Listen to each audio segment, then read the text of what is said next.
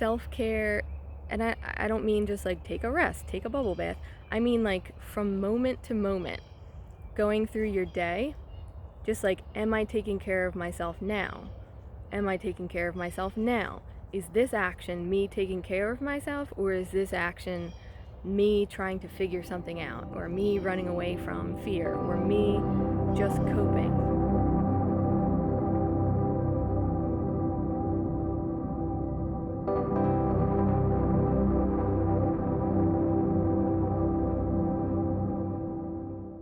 So hello, welcome back to the Exist Better YouTube channel.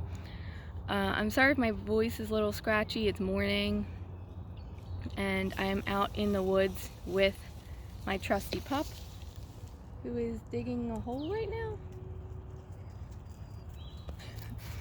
now.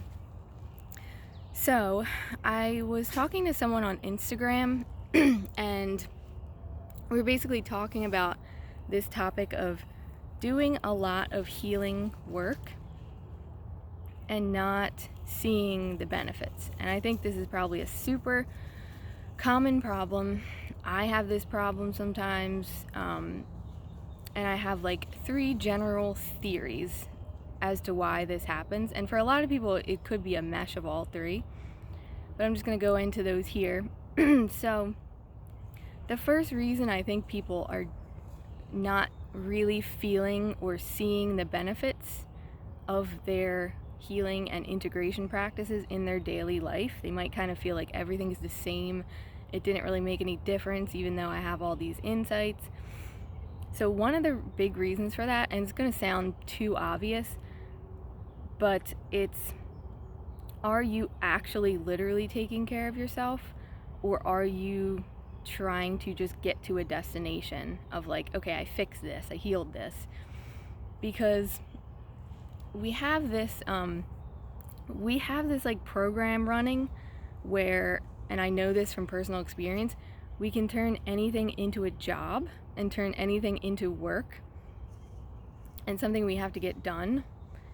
So it's a really fine line, and it's a really difficult switch to make to where you're actually taking care of yourself and doing integration work, or you have this subtle underlying like drive where you're just trying to either get things done or fix something in yourself. So it's almost this compulsive, like, I just want to fix it.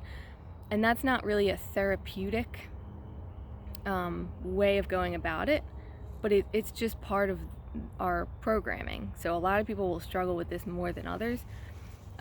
It's sort of like a type A thing, I guess people call it a lot, where you're just trying to get things done. You're like, why isn't this working out? And it's just all this work mentality, and it's like the opposite of a therapeutic healing environment. So if you're not, and again, it's a learning curve, to be giving yourself that really, really therapeutic space where it's like, I don't have to do anything. I'm not forced to do anything. I'm just doing this work for myself, no strings attached. So if that's one thing you can say, yeah, I'm definitely doing that. Like, I don't have this agenda. I'm not trying to rush forward or force myself to just get it done or anything like that. Then, okay, let's talk about the next thing. This next thing is really interesting, and I think this is the biggest thing. Like, this has been the biggest thing for me, and that's unmet needs. So the interesting thing about unmet needs is that, well, first of all, a lot of times we don't even know we have them, so it's totally under the radar. And secondly, no amount of integration work or shadow work or awareness could ever resolve it. So the only thing shadow work can do for you is, that's my dog running by, the only thing shadow work can do for you is make you aware of what the unmet needs are. But that in itself helps you to be able to make a change or just see if you can try to get that need met. Sometimes this is a big roadblock because we don't know how to get the unmet needs met, it's, you know, it's not obvious. A lot of times people feel like there's nowhere in their life to get that met. That's why they're in this place in the first place. So if you have all this awareness and insight and the need is still unmet, then you're going to still have to cope. So this is where it comes into practical reality, like everyday life. You're gonna still need to cope. And again, I know this from experience, and I've kind of heard other people say this. You're gonna still have coping mechanisms, maybe bad habits, maybe addictions, toxic sort of behaviors, even if you know everything there is to know about it, because the need is unmet. Once the need gets met, then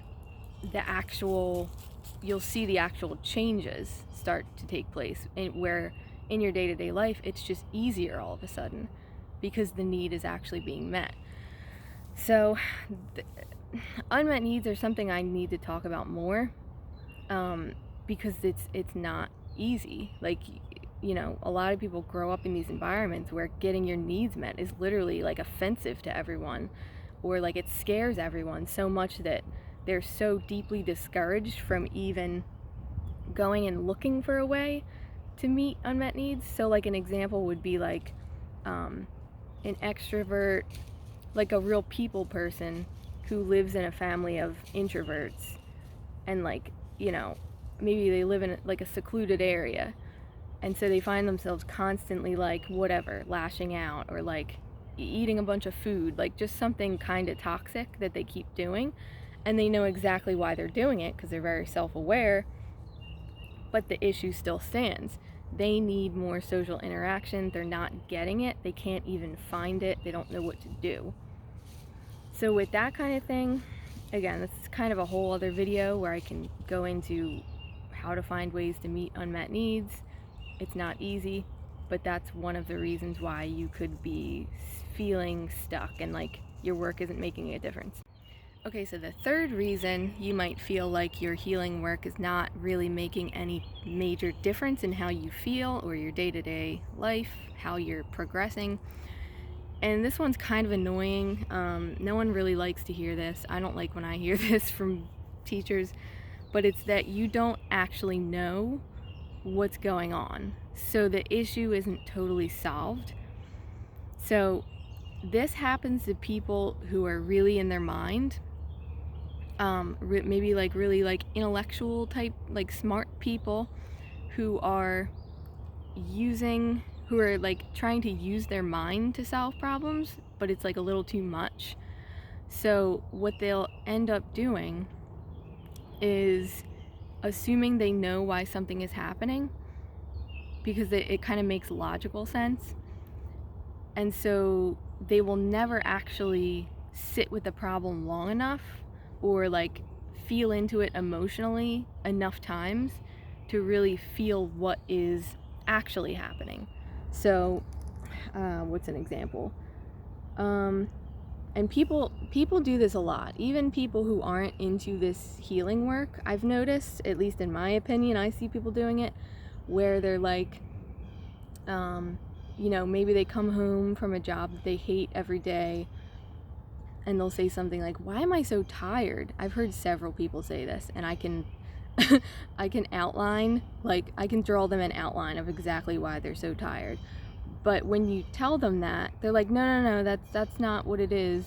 It's just because I didn't, you know, it's like I had caffeine last night or something, you know. But it's like, well, and they'll chalk it up to one thing, and it prevents them from figuring out why they're having a certain problem. So they'll just pick something, oh, that makes logical sense, like I had caffeine.